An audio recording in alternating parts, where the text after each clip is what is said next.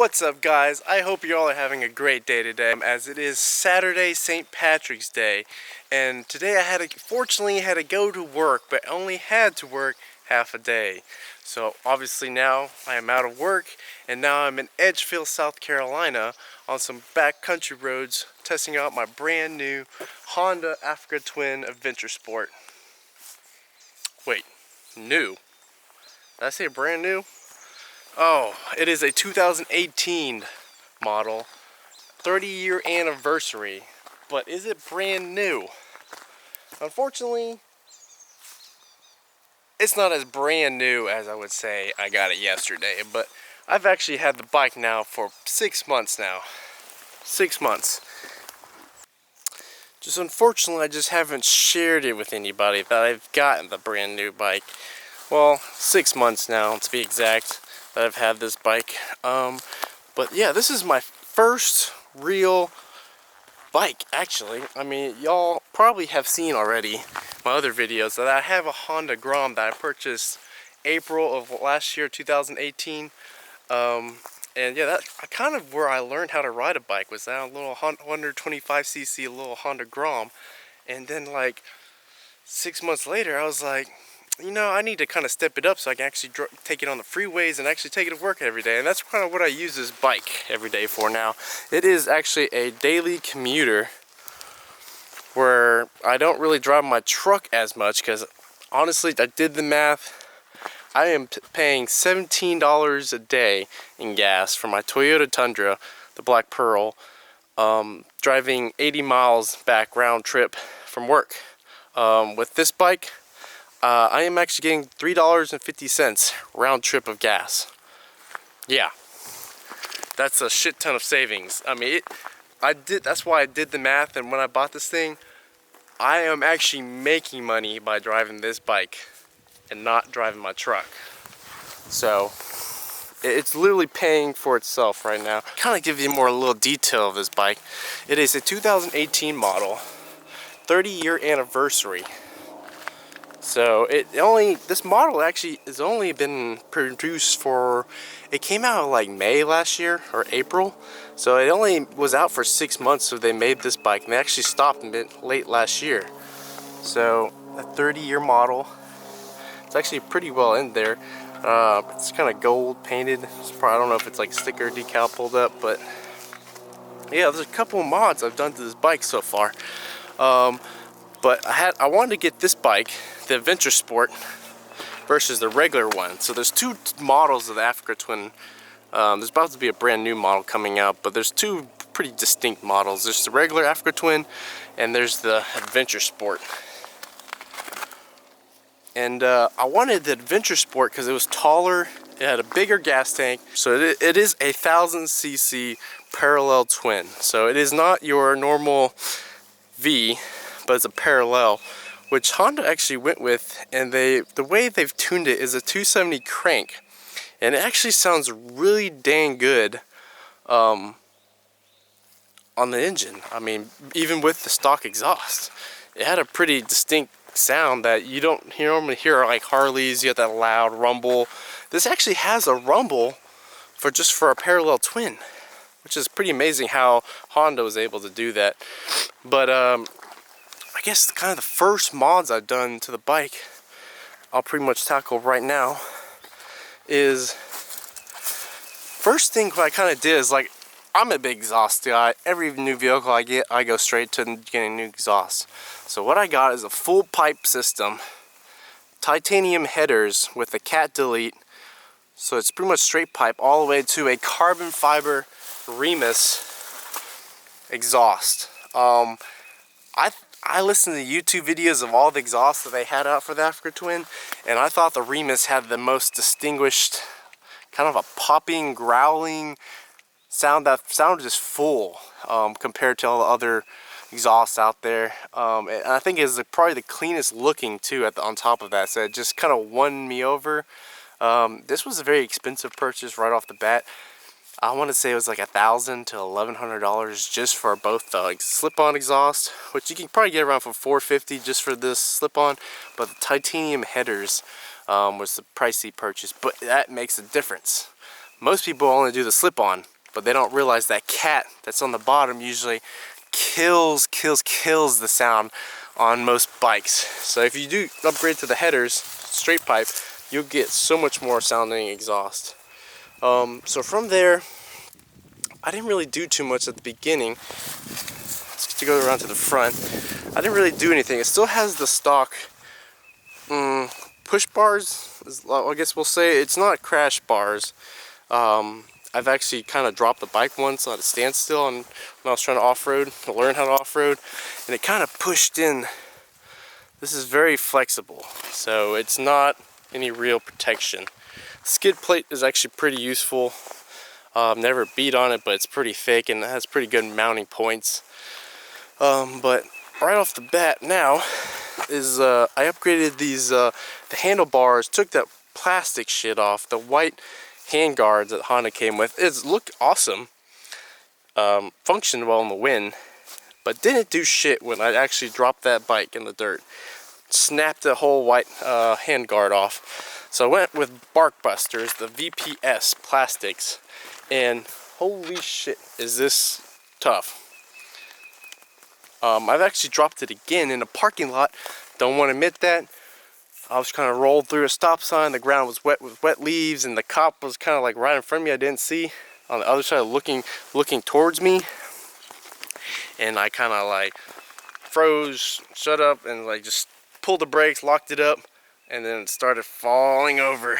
And those bars, that bar, and then the what do you call it? The rear sets, the passenger rear sets, actually protected the whole bike. So there weren't any scratches on it when I dropped it. So those Bark Buster handlebars saved the bike already. Another cheap mod that I ended up doing was, I don't want to say I went through eBay, but there's a vendor that makes this plastic cover. It covers like half of this opening, the fork hole opening in the bike. And what most people will know when they first get this Africa Twin is first of all, this Adventure Sport, the windshield's a little taller. I would say about 2 inches taller, 3 inches taller than the normal Africa Twin. So there is a buffeting wind vibration of the visor, sun visor, and actually it's caused by wind coming through the fork hole. I found that out real easy before I even looked up any forums. I actually stuck my hand in there one time, just riding, blocking off half of it, and it almost pretty much killed the vibration by buffeting my head on the helmet, which I got like, for the first month and a half, I was like, I got the worst headaches. I thought my head was going to get a concussion. It was just a slight vibration just the whole time I'm riding, and it just found out that you put this like $15, $20 plastic piece in there, and it kills all the wind. So the wind literally just goes right over the windshield and don't have to worry about that. I will say that you will get a weird suction now. So rather than the wind coming through here, you start getting wind coming up between your legs, on the side of the legs, and it causes your shirt to lift up when you're driving. So that's the only negative thing. If you're not wearing a jacket or anything like tight against you, your normal t-shirt will actually just start lifting up. That's the only bad thing I've noticed, which I advise not to wear t-shirts riding a bike. I just had to go grab something that was like quarter mile away down a road that's not very crowded, so safety first, guys. And then I would say right after that, oh, the helmet. So I got the Sony Adventure Sport helmet. A little pricey for what it is. You can get a flat black or just a gloss black that's like $500, $540-ish. It wouldn't have been bad. I want to get the white with the matching colors to the Africa Twin. Doesn't match 100%, but it matches pretty damn close. You almost couldn't even tell apart. If it had this like lighter blue on there, you almost couldn't even tell the difference really, because it has a dark blue, it has a red, and it really just matches the bike really well. And right now, yeah, just got my GoPro attached to the front hood, or the front mouth guard of the helmet. Great helmet, a little tight, I will say. I haven't tried the A7RII helmet that's kind of matches this Africa Twin. I've only got the shoey one, so I will say, I wouldn't say my head's very big. I would say it's very average at most. I am Asian, so not being racist or anything, but I am half white and half Vietnamese. But I am 6'1", about 210 pounds, so a little abnormal for being Asian. But knowing that, we tend to be on the smaller side, and this helmet's a little tight. Squeezes on the side of the head quite a bit. Oh, and then I picked up a Sony A7RII communication system. Pairs super well with my phone that I mount on the handlebar, and picks up really well. Pick up anybody on the road, or my buddy tested out the first day I got the bike. And then I have this lock guard, or this quad lock phone case. Makes it super handy. I don't text or anything, but it's nice to just click a button when you're getting a phone call. You can use that for a phone call, but you don't know who the hell's calling you. But it's nice to see who's actually calling you. When I get to a stoplight, I can actually sit there real quick and switch to Pandora and change the music if I need to. Different stations, or switches to Pandora to Spotify. A simple system, and just quad locks. I trust this 100%. You just kind of stick the phone at a 45. I'm at a weird angle. I don't normally use my left hand using this quad lock. Still trying to break this one in. My good one, the one I've broken in, is in my truck now. This is a brand new one. So it's a little, plastics are a little stiff, so it takes a little pushing the right angle. But yeah. Then I would say I got this Krega 30-liter bag. So it puffs up a lot bigger than this, but it's about quarter of the height right now, and it does stretch out a little bit further. But honestly, it fits perfectly on the back of the bike. I carry all my lunch and extra gear, or my goggles and stuff to work every day on the back of the bike, rather than put it on my back and wearing a backpack. It is nice to have a bag, because I was wearing a camelback for a while to work, and that was a bitch. Just because of the weight on your back every time you go over everything. And then the next upgrade is these TKC's 80 Continental wheel tires. I changed the tires myself. I got all the parts from Revzilla, the pry bar tools, and it wasn't bad at all. I had an air compressor and popped right on. So the stock tires, I don't remember what stock tire brands there were. Was not a fan of them. They lasted a while, so they're pretty good. I just don't like street tires much on bikes. Maybe I would feel different if it was a street bike, but this is supposed to be more of an adventure bike, off-road / road. But I ride in the rain, sunshine, super cold. I wouldn't say ice or snow yet, but I will ride. I've ridden in 25-degree weather on this bike, so the ground was super cold. I've ridden in like 37 degrees weather while pouring down rain, and these tires bite. They grip really well.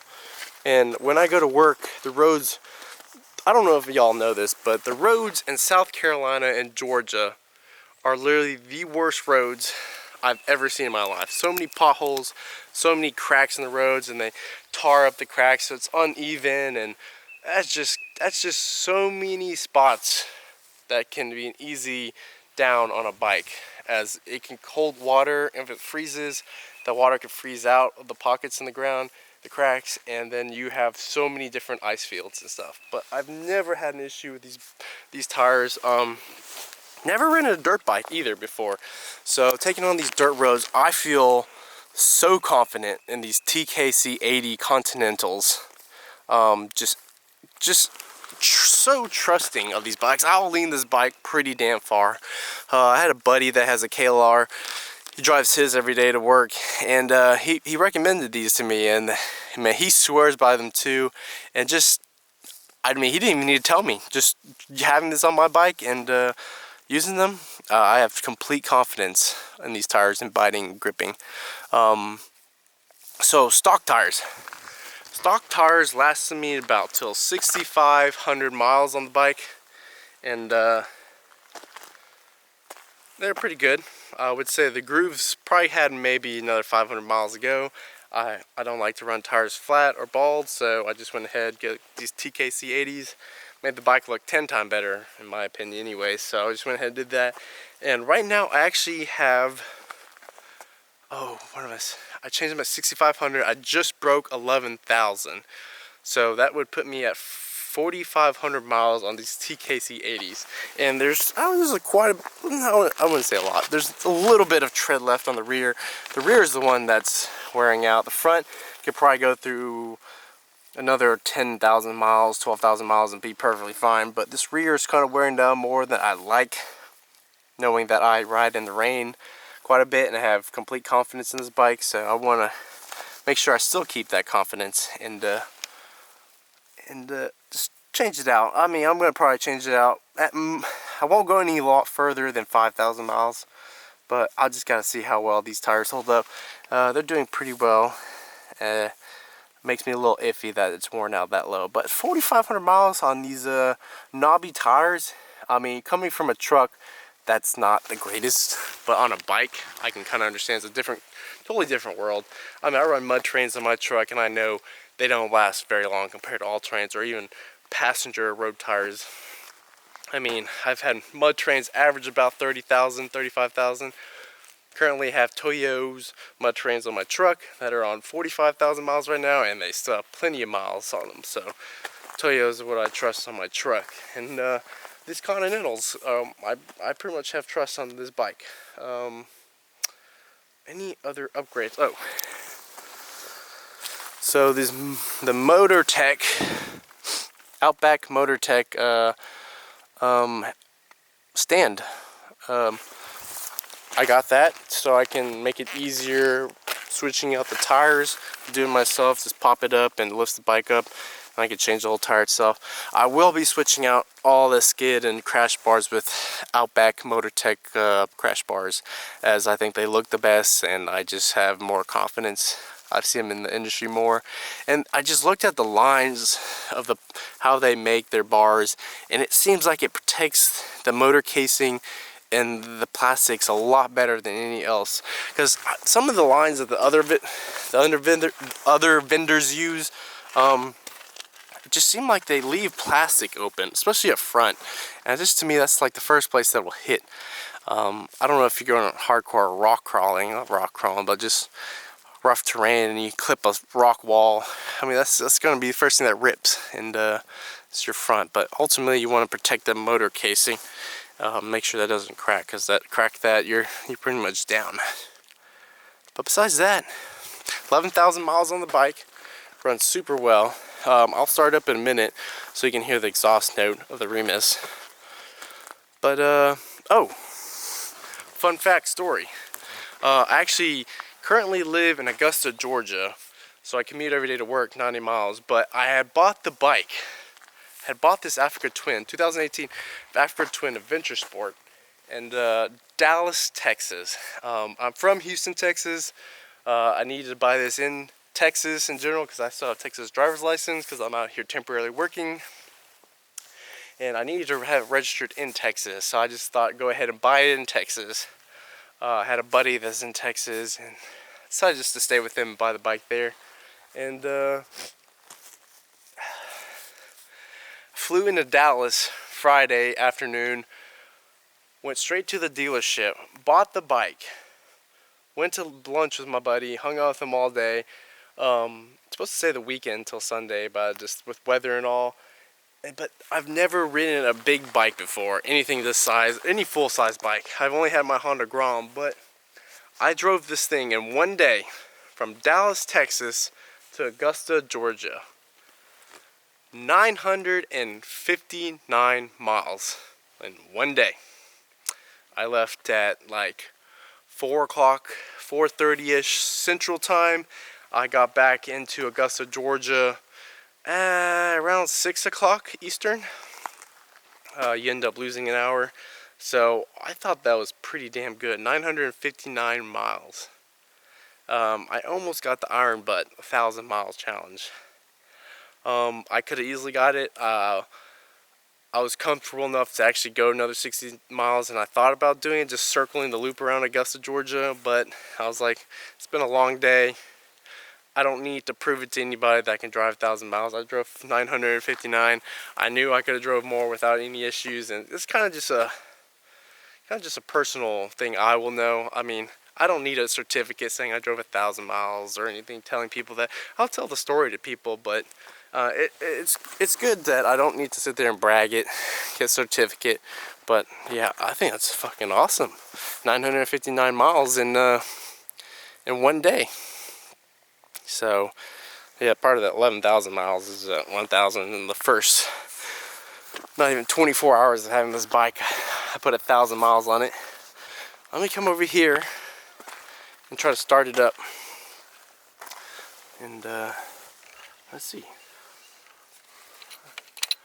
Keys in there. Let's go push the start.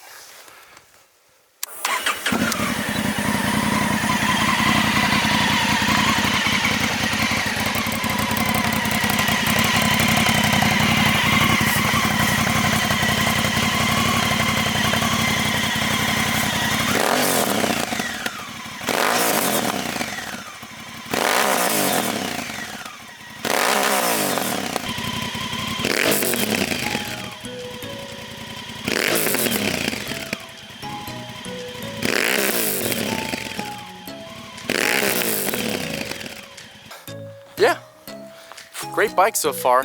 Have no complaints, have zero issues with this bike. I love it to death, and I'm ready to put many more miles on it.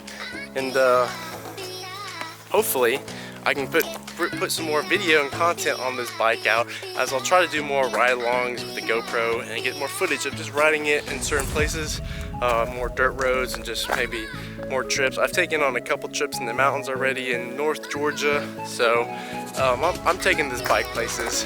And yeah, join me on the ride. Like and subscribe on this video on the Africa Twin. This will be the first video. I do have my Honda Grom, my Toyota Tundra, Black Pearl videos, which I mainly do a lot of that, but I also have my Sea-Doo RXT 260 videos that will be coming out more soon. So like and subscribe. I'll see you later, guys.